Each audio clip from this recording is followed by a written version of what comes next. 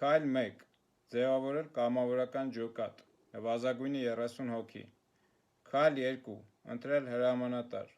Քայլ 3. Դիմել հրամանատարի բնակության վայրի զինկոմիսարիատ։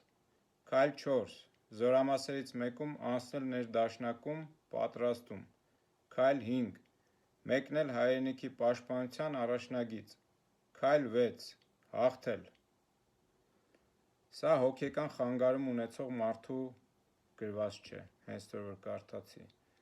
Սա Փաշինյան Նիկոլի գրությունն է պատերազմի օրերին, շուրջ 4 շաբաթ անց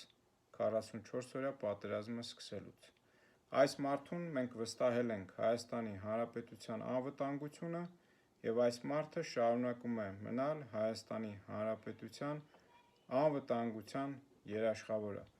Հայ ժողովուրդը աշխարհի բոլոր ժողովուրդների մեջ թերևս միակն է, որ ադրենալինի թմրամոլությամբ է տառապում։ Անգլերեն դրան ասում են adrenaline junkies։ Դա նա է, երբ մարդիկ անարդարացված և ծայրահեղ վտանգավոր ռիսկերի են դիմում։ Եվ ադրենալինի թմրամոլությամբ տառապելու ամենամեծ դրսևորումը նա է, որ հայ ժողովուրդը շարունակում է Փաշինյանին ունենալ որպես երկղեկավար,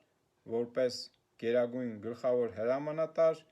և որպես հայ ժողովրդի և Հայաստանի Հանրապետության անվտանգության երաշխավոր։ Հիշեք հայ ժողովուրդ, Փաշինյանը հոգեկան հիվանդ չէ,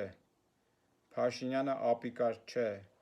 ինչպես այս գրության մեջ պատերազմի օրերին նա գիտակցաբար գիտեր, թե ինչ է անում, նա շարունակաբար գիտակցաբար գիտի, թե ինչ է անում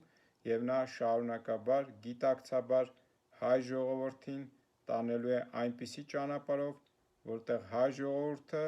հանուն փրկության կհրաժարվի սեփական պետությունից։ Եվ սա է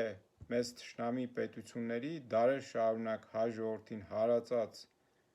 և ստրկացրած թուրքական աշխարհի երազը։ Եվ Նիկոլ Փաշինյանը հիմա լցված է թուրքական երազը իրագործելու։